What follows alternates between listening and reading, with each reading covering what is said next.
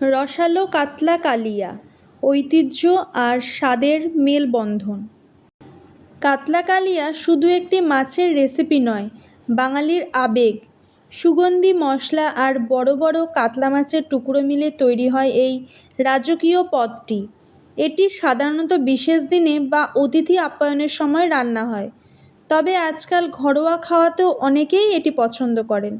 তবে চলুন দেখে নিই কীভাবে আপনি সহজেই তৈরি করবেন ঘরোয়া কাতলা কালিয়া।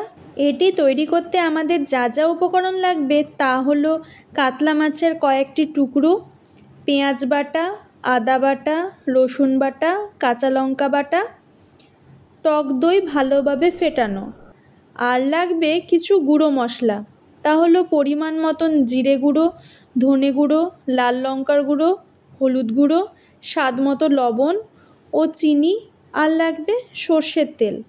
প্রথমে মাছের টুকরোগুলোকে ভালোভাবে জল দিয়ে ধুয়ে পরিষ্কার করে নিতে হবে।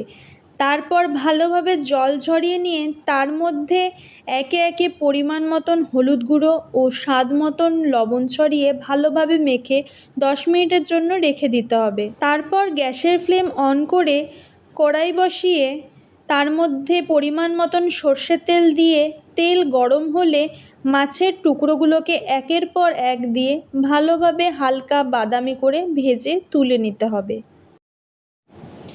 তারপর ওই তেলের মধ্যেই অল্প পরিমাণ কালো জিরে ফোড়ন দিয়ে তাতে এক এক করে পেঁয়াজ বাটা, আদা বাটা, রসুন বাটা, কাঁচা লঙ্কা বাটা, ফেটানো টক দই ও গুঁড়ো মশলাগুলো যেমন জিরে গুঁড়ো, ধনে গুঁড়ো, লাল লঙ্কার গুঁড়ো, হলুদ গুঁড়ো ও স্বাদ মতো লবণ এবং অল্প পরিমাণ জল দিয়ে ভালোভাবে নাড়াচাড়া করে বেশ কিছুক্ষণ কষিয়ে নিতে হবে।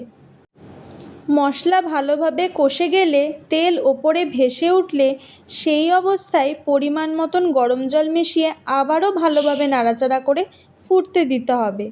ভালোভাবে ঝোল ফুটে গেলে তার মধ্যে ভাজা মাছগুলিকে একে একে দিয়ে আবারও হালকা হাতে নাড়াচাড়া করে কিছুক্ষণ মাছ হালকা নরম না হওয়া পর্যন্ত ফোটাতে হবে।